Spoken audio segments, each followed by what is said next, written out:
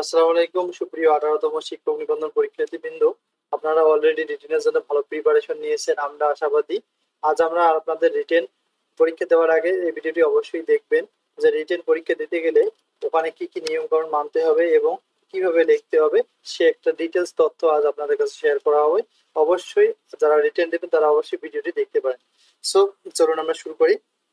আপনারা যারা রিটেন পরীক্ষা দেবেন তারা চাইলে শেষ সময় এই কাজগুলো করতে পারেন। পরীক্ষার খাতায় অনেকে বেশি দামের কলম ব্যবহার করে থাকে, যার কারণে লেখা যে পৃষ্ঠায় লেখে তার অপর পৃষ্ঠায় লেখার ওই দাগ ওঠে। এর ফলে অপর পেজের লেখাগুলোতে বিভিন্ন ধরনের দাগ আসে। তাই সকলের উচিত সিম্পল কলম, যেমন Matador like this A related কলম ব্যবহার করতে পারে। অনেকজনে একটু দামি কলম ব্যবহার করে, এই কারণে এদিকে লেখে অপর পেজে যায় এই লেখাটা ওঠে, পরে অপর পেজের লেখাগুলো ভালো মতো দেখা যায় না, অস্পষ্ট দেখা যায়। এই কারণে অবশ্যই একটা সিম্পল ধরনের একটা কলম ব্যবহার করার চেষ্টা করবেন।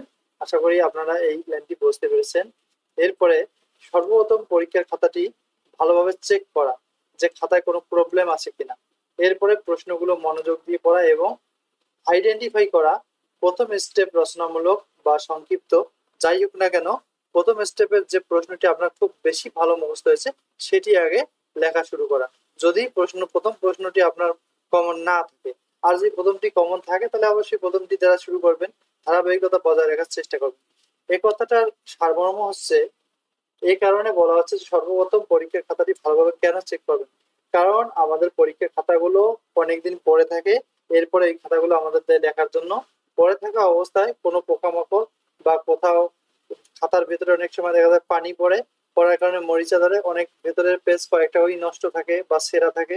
এই জন্য অবশ্যই আপনারা খাতাটা চেক করবেন। কারণ গতবারে একজনের এরকম হয়েছিল, তিনি দুইটি প্রশ্নের উত্তর করছে যে এরপরে 5-6 নম্বর পেজ 7 নম্বর পেজের এদিক যেয়ে দেখে যে পেজ ছেঁড়া, পরে অনেক চেয়েছে খাতা চেঞ্জ করতে কিন্তু চেঞ্জ করে দেয়নি। তাই অবশ্যই আপনারা বিষয়টি খেয়াল রাখবেন। খাতায় মার্জিন ব্যবহার করা অথবা খাতা মুড়িয়ে লিখতে পারেন। মার্জিন দিবেন অথবা খাতা ভাঁজ করে বা মুড়িয়ে লিখতে পারেন।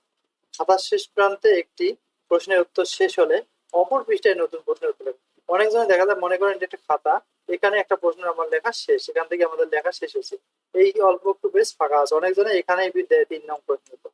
আসলে এরকম ভুল আপনারা করবেন না। যদি দেখেন বেশি অর্ধেক পেজ লেখা কমপ্লিট, তখন আপনারা এখানে আর নতুন করে নাম্বার দেবেন না, অপর পেজে গিয়ে নতুন নাম্বারটি দিবেন।